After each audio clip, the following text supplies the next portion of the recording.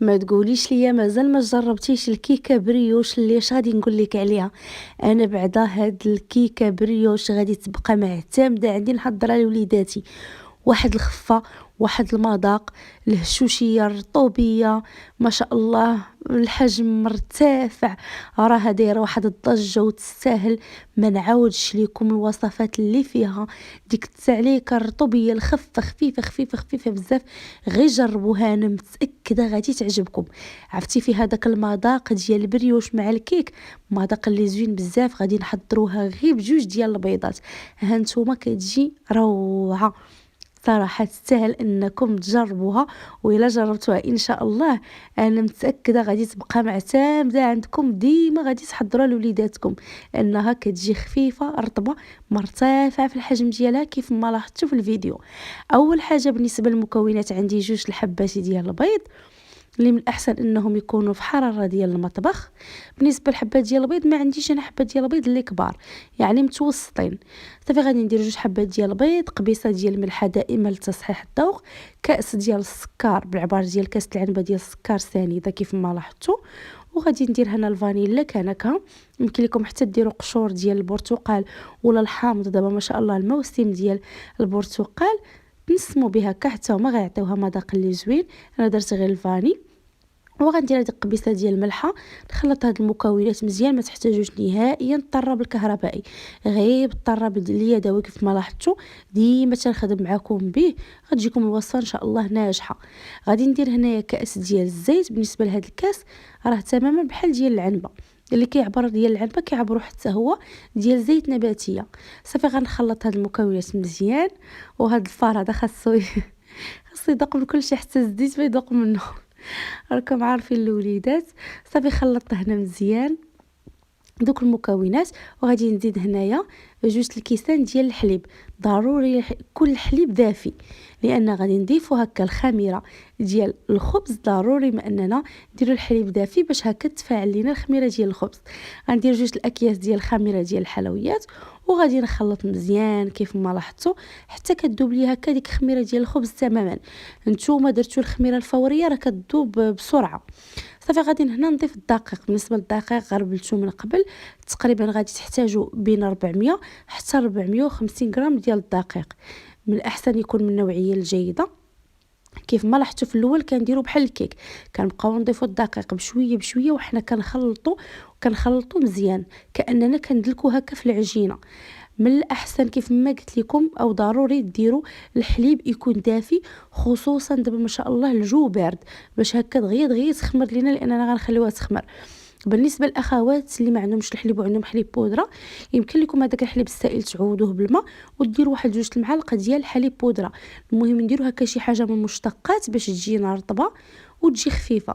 صافي كيف ما لاحظتوا كنضيف الدقيق وانا هكا كنخلط مزيان مزيان بحال كندلك فيها، يعني كنحاول اني كنخبط هكا باش كندخل كميه ديال الهواء وتجيني رطبه ومفشفشه كيف ما لاحظتوا.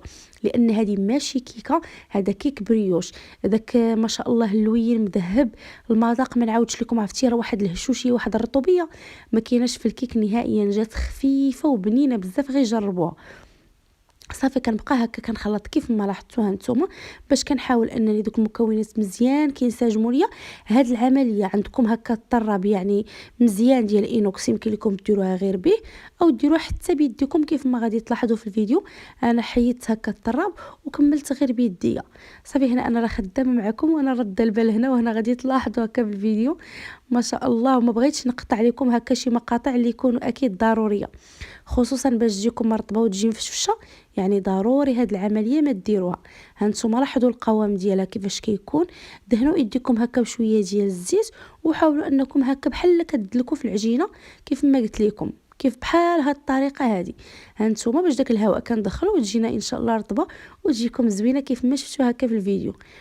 صافي غنحاول انني كنحاول انني نعجن فيها هكا بشويه بشويه، ضروري باش تجيني كيف ما قلت لكم مرطبه.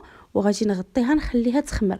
بالنسبه للخمره الاولى كنخليها تقريبا على حسب الجو، انا تقريبا خليتها واحد الربع ساعه. غطيوها هكا وديروها في واحد المكان هكا اللي يكون دافي، وربع ساعه راه كيتضاعف الحجم ديالها غادي تنفخ لينا. صافي يمكن لكم تغطيو حتى بواحد البلاستيك غذائي هكا. انا درت غير هكا منديل، يمكن لكم ديروا حتى بلاستيك غذائي. صافي من بعد ما كتخمر ليا وكيضاعف الحجم ديالها، كناخذ المول. استعملوا اي مول بغيتو نتوما ديروها. دهنتو بالزبده، وهنايا حاولت اني ندير رقائق ديال اللوز. هنايا هاد اللوز كيعطي واحد الجماليه اللي زوينه صراحه بزاف. ما تخافوش نهائيا من هاد الليمون انهم يلصقوا لكم، راه ما كيلصقوش، رغم ان الثمن ديالهم صراحه بسيط بزاف، ولكن صراحه زوينين. غير دهنوهم بالزبده مزيان. صافي هذيك الخليط ديالي كيف ما لاحظتوا كيتضاعف الحجم ديالو. كندهن هكا شويه ايديا بالزيت، وكنحاول انني كنديكازي او كنخرج منه الهواء، وكنهز بهذه الطريقه كنحاول كنحط غير بشويه باش يبقى لي هذاك اللوز هكا في الجوانب، باش تجيني ان شاء الله من الجوانب هكا كلها مزينه باللوز ايفيلي. وفي نفس الوقت هذاك اللوز ايفيلي باش ما يخليهاش تلصق لينا نهائيا هكا في المول مع الزبده. صافي غادي نديرها في هذا المول ديالي، وغادي نغطيها تقريبا تخمر ليا واحد ربع ساعه. كنديروها تخمر ربع ساعه المره الاولى، وكنديروها تخمر ربع ساعه المره الثانيه. ضروري كيف ما قلت لكم ما تخمر لكم هكايا باش تجيكم ان شاء الله هشيشه وتجي رطبه وتجي مرتفعه في الحجم ديالها. صافي كندير هذاك الخليط ديالي كامل كيف ما لاحظتوا. راه ما تخافوش، راه ما كتفيضش نهائيا، كيضاعف الحجم ديالها وما كتفيضش نهائيا. بالنسبه للطياب ديالها في الفران، غندخلها للفران اللي سخون مزيان على واحد 200 درجه. غنخدم مروحه، خصوصا الفران الكهربائي نخدم مروحه باش تجيني مذهبه ومحمره من الجوانب كاملين.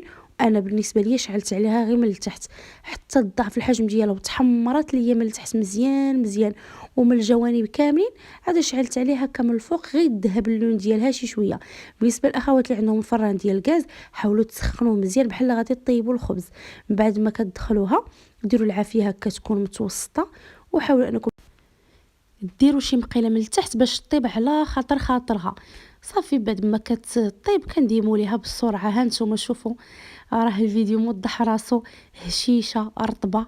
ما نعاودش لكم هنا، راه بالحكم هكايا ديال التصوير حاولت انني نقطعها لكم وهي سخونه. عرفتي ملي كتبرد كتجي ديك الرطوبيه والهشوشيه هذه مسموا عليها كيكه بريوش. حتى كيكه بريوش فيها المذاق ديال الكيك، فيها الخفه ديال البريوش، صراحه زوينه. غير جربوها، راه كيف ما قلت لكم في بدايه الفيديو، الا جربتوها غتولي معتمده عندكم وليداتكم غيحماقوا عليها كيف ما وليداتي. عجباتهم صراحه بزاف. يتكال هكا بلا حتى حاجه، او دهنوها هكا لوليداتكم بالشوكولا دهن الخبز. عرفتي غير هي بوحدها هكا راه فن. هانتوما وانا كنهز فيها رطبه خفيفه بزاف. هنا قطعتها باقا سخونه، يعني باقا سخونه بزاف. غير جربوها. ما تنساوش لك انتو اول مره كتشاهدوا الفيديو اشتركوا وفعلوا الجرس باش يوصلكم كل ما جديد. ارائكم وتعاليقكم دائما كيحفزوني. شكرا لكم بزاف، الله يخطيكم على حسن المتابعه. يلا خليتكم على خير وخليت لكم الراحه. ان شاء الله باذن الله نتلاقاو في فيديو جديد باذن الله.